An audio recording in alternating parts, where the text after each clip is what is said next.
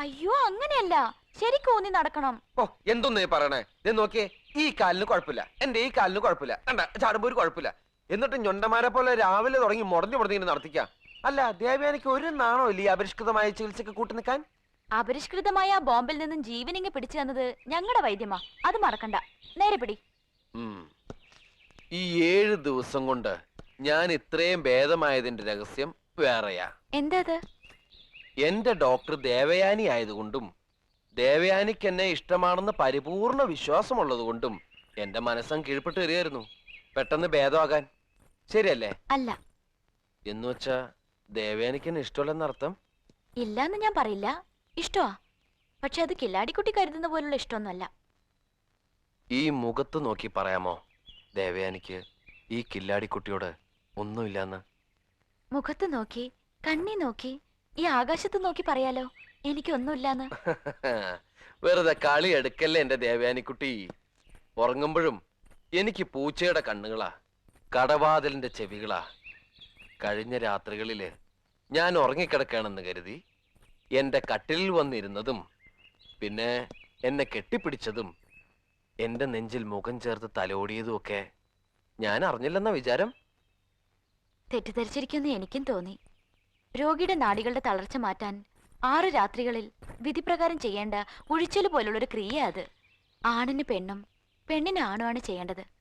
മനസ്സ് പതറാതെ മറിച്ചൊന്നും നനയ്ക്കാതെ ചെയ്യണം. വാ.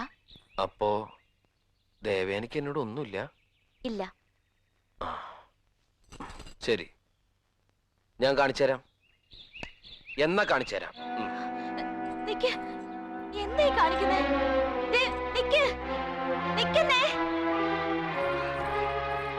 അയാളെന്താ ഇങ്ങനെ ദേഷ്യം പിടിച്ചു പോകുന്നത്?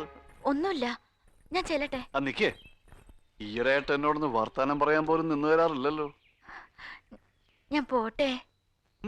നിന്റെയും മരുത്താറിന് ക്ഷമ നശിക്കാറായിട്ടുണ്ട് കേട്ടോ. എത്രയും പെട്ടെന്ന് ആ ചികിത്സ കഴിക്കണം. പിന്നെ നമ്മുടെ ചികിത്സാ രീതികളെ കുറിച്ച് അയാളോട് വിശദമായിട്ടൊന്ന് പറഞ്ഞ് മനസ്സിലാക്കി കൊടുക്കണം. അല്ലെങ്കിൽ അയാൾ വെറുതെ തെറ്റിദ്ധരിക്കും. ഞാൻ പോട്ടെ പൂവനണ്ണ. ഇവിടെ പോവാ. അല്ല, ആരാ ഇത്? വരൂ. നടക്കാറൊക്കെ ആയി നിറഞ്ഞു. ഇരിക്കൂ. കുറച്ചു ദിവസമായി ഉള്ളിൽ കിടന്ന് വല്ലാതെ വീർപ്പ് മുട്ടുന്ന ഒരു കാര്യം പറയാനാ ഞാനിപ്പോ വന്നത്. അന്ന് കണ്ടപ്പോ എന്നോടുള്ള സ്നേഹം കൊണ്ട് പറഞ്ഞില്ലേ, ഒക്കെ ഭേദമായ പിന്നെ ഇവിടെ നിൽക്കണ്ട, കിണർ പണി നിർത്തി പൊക്കോളാൻ. അതേ സ്നേഹം കൊണ്ട് തന്നെ ആ പറഞ്ഞത് തിരിച്ചെടുക്കണം. എന്തെല്ലാം തടസ്സങ്ങൾ ഉണ്ടായാലും ആ കിണർ എനിക്ക് കുഴിക്കണം. വെള്ളം കണ്ടില്ലെങ്കിൽ ആ മണ്ണി കിടന്ന് മരിക്കുന്നവരെ കുഴിക്കണം. ഒക്കെ ഒരു നിയോഗം പോലെ തോന്നുന്നു. അന്ന് പോകാൻ പറഞ്ഞെങ്കിലും ഇങ്ങനെ അനുമതി ചോദിച്ചു വരുമെന്ന് എനിക്കറിയാമായിരുന്നു. നന്ദി പറയേണ്ടത് ഞാനാണ്. തുടങ്ങിക്കോളൂ. ദേവു ഇയാളെ ഇങ്ങനെ കറങ്ങാൻ വിട്ടിരിക്കുക? എളുപ്പം നടന്നെങ്കിൽ പോന്നു. എത്ര ദിവസം കൂടിയുണ്ട് ചികിത്സ? 5 ദിവസം. രക്തമല്ലിക്കൂട്ട് ഫലവത്തായതിന്റെ ഒരു ആഘോഷമുണ്ട്. ചികിത്സ തീരും മുമ്പ് അത് നടത്തണം. പൊക്കോളൂ.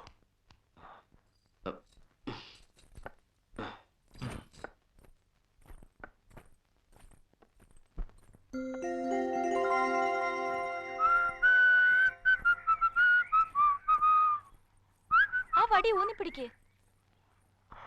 ഇല്ല. ഊന്നി പിടിക്കാനാ പറഞ്ഞത്. ഇല്ലെന്ന് പറഞ്ഞില്ലേ? എനിക്കിപ്പോ യാതൊരു അസുഖമൊന്നുമില്ല. വേണേൽ ഈ ഭൂമി എടുത്ത് എന്റെ തോളത്ത് വെച്ച് ആ സൂര്യന് ചുറ്റും 7 വട്ടം ഓടിയിട്ട് വരാനുള്ള ശക്തി ഇപ്പൊ എനിക്കുണ്ട്. കിണനാഥനെ കണ്ട അനുവാദമൊക്കെ വാങ്ങിയിട്ടാ വരുന്നത്. കിണർ കുത്തി ഒരു കുടം വെള്ളം ഈ പെണ്ണിന്റെ തലയിൽ എടുത്തു വെച്ച് തന്ന് ഈ പെണ്ണിനെ കൊണ്ട് ഞാൻ ഇവിടുന്ന് പോകും. അതെന്റെ വാശിയാ. അതിനിപ്പോ നിങ്ങളുടെ വൈദ്യ ശുശ്രൂഷ ഒന്നും എനിക്ക് ആവശ്യമില്ല.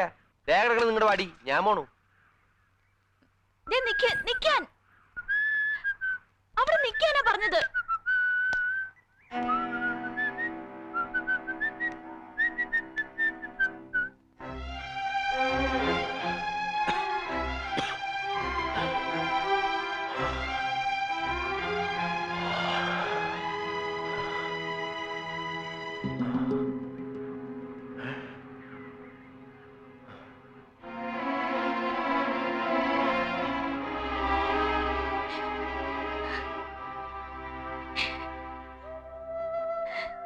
ഞാൻ പറഞ്ഞത് അത്രയ്ക്ക് ദണ്ണായി പോയെങ്കില് പിൻവലിച്ചു.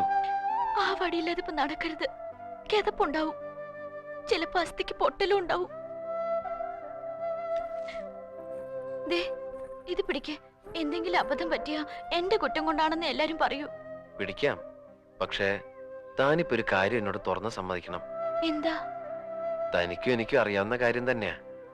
അത് താൻ പറയുന്ന എനിക്കൊന്ന് കേൾക്കണം. തനിക്ക് എന്നെ ഇഷ്ടമാണെന്ന്, ഇവിടുത്തെ ചട്ടങ്ങളെ നിയമങ്ങളെയൊക്കെ ഭയന്ന താനിത് തുറന്ന് പറയാത്തതെന്ന് ഇത്രയെങ്കിലും എന്നോടൊന്ന് പറഞ്ഞേ. കില്ലാടിക്കുട്ടി വടിയൊന്ന് പിടിക്കേ. ഇത്രയും നേരം വടിയില്ലാതെ നടന്നല്ലേ, കിതപ്പുണ്ടാവും. ഇടത് കൈ എന്റെ തോളിലിട്ടോ. ഇനി ഞാനൊരു കാര്യം പറയാം, കേൾക്കണം. കേട്ടിട്ട് എന്നെ ഒന്ന് സഹായിക്കണം. ഇവിടുത്തുകാരുടെ ഓർമ്മയില് 2 പ്രാവശ്യമേ രക്തമല്ലിക്കൂട്ട് ഉപയോഗിക്കേണ്ടി വന്നിട്ടുള്ളൂ. ഒന്ന് കില്ലാടിക്കുട്ടിയെ രക്ഷിക്കാൻ, പിന്നൊന്ന് എന്നെ രക്ഷിക്കാൻ. ചോരക്കുഞ്ഞായിരിക്കുമ്പോ ചത്തുപോയിന്ന് കരുതി ആരും എന്നെ സൈരന്ധ്രയുടെ തീരത്ത് ഉപേക്ഷിച്ചതാ. വെള്ളം കോരാൻ വന്ന പെണ്ണുങ്ങളാ കോരിയെടുത്ത് ഇവിടെ കൊണ്ടുവന്നത്. എനിക്കൊരു പുതിയ ജീവിതം തന്നു. എന്നെ സോമാജി വൈദ്യരുടെ വളർത്തുമകളാക്കി, സ്വപ്നഭൂമിയിലെ റാണിയാക്കി, ദേവിയാക്കി. അമൂല്യ ഔഷധങ്ങളുടെ കലവറ രഹസ്യങ്ങൾ എനിക്ക് മനപ്പാടാക്കി തന്നു. അങ്ങനെയുള്ളവരെ ഞാൻ എങ്ങനെ ചതിക്കുക? ഇല്ല, ജീവൻ കളയേണ്ടി വന്നാലും ഞാൻ അങ്ങനൊന്നും ചെയ്യില്ല. കില്ലാടിക്കുട്ടി ഒന്നും മനസ്സിൽ കരുതി വെക്കരുത്. എന്നോട് ഇങ്ങനൊന്നും സംസാരിക്കുകയും ചെയ്യരുത്. എന്റെ യാചനയാ.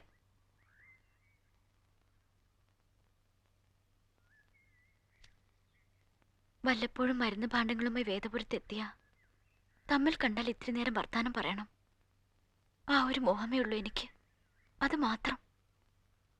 ഞാൻ പറഞ്ഞത് കേട്ടോ? കേട്ടു.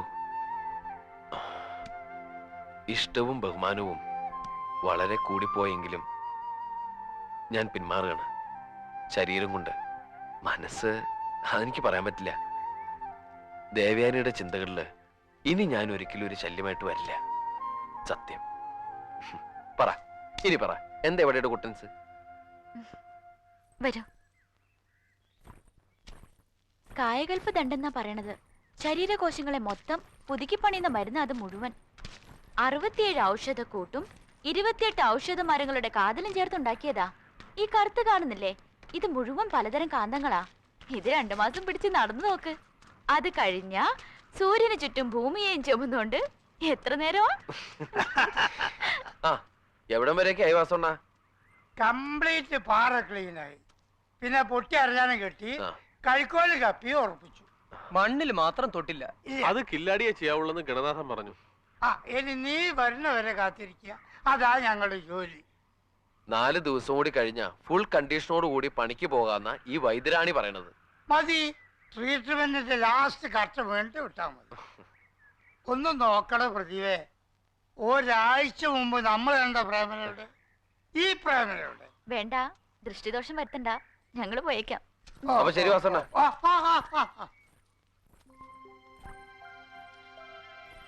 അവന് വേണ്ടി പറഞ്ഞ് ജയിപ്പിച്ചെടുത്ത ജോലി പോലുണ്ട്.